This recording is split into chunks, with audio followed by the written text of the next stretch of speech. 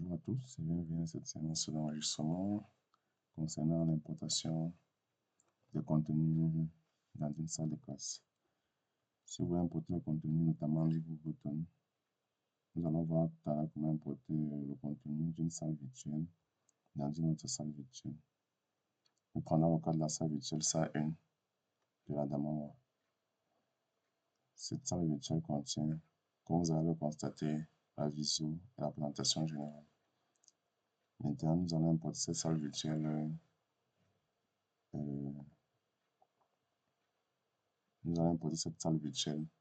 dans les autres salles. Pour cela, cliquons d'abord sur paramètres de la salle virtuelle Adamawa pour copier le nom court de Adamawa, qui est le deuxième nom ici. Je copie ça. Et ensuite, nous revenons ici. Je vais importer ces éléments dans le centre, par exemple. On va le faire dans les différents centres aussi. Je veux par exemple centre 1, centre 2, centre 3, centre 4 et centre 5. Ici, j'ouvre la salle virtuelle correspondante. On connaît assez technique.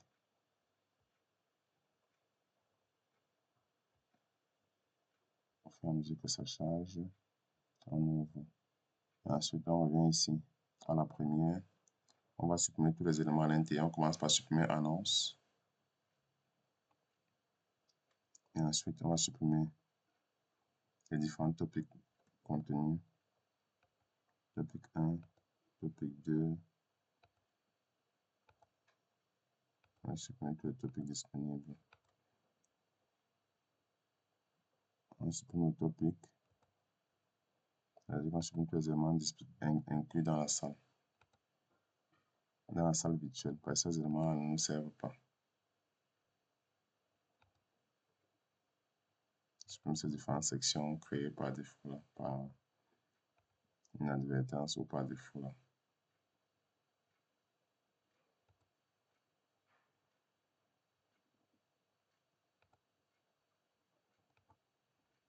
On va faire ça pour tout.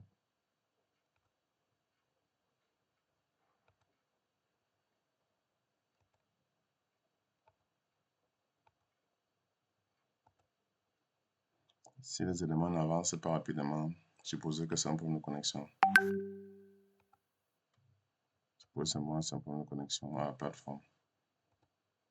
En fonction de l'état de votre connexion, ça ira plus vite ou moins vite.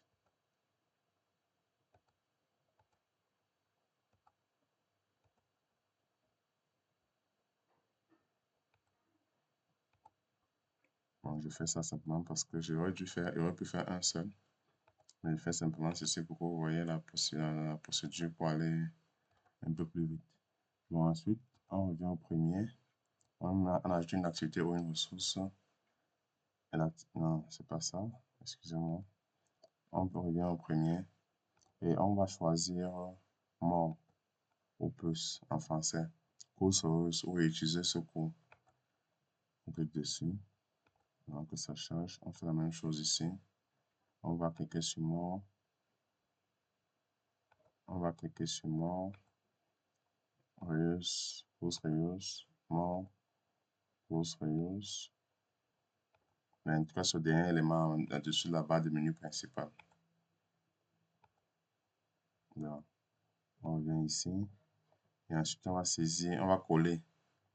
On descend au fond, on va coller dans cette zone de recherche les éléments du cours, le code cours du cours que nous avons copié tout à l'heure. On clique dessus, on clique sur continuer. On fait la même chose ici. On clique dessus, on lance la recherche, on sélectionne, on continue. On vient ici, on saisit, on lance la recherche, on sélectionne, on continue, on saisit,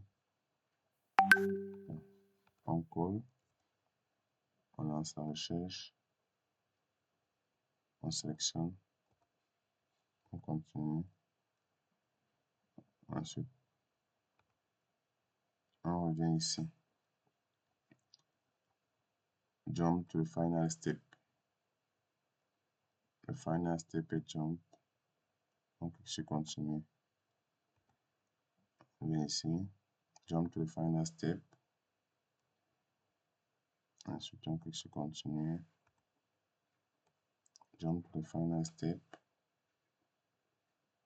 On clique sur continuer. Jump to the final step.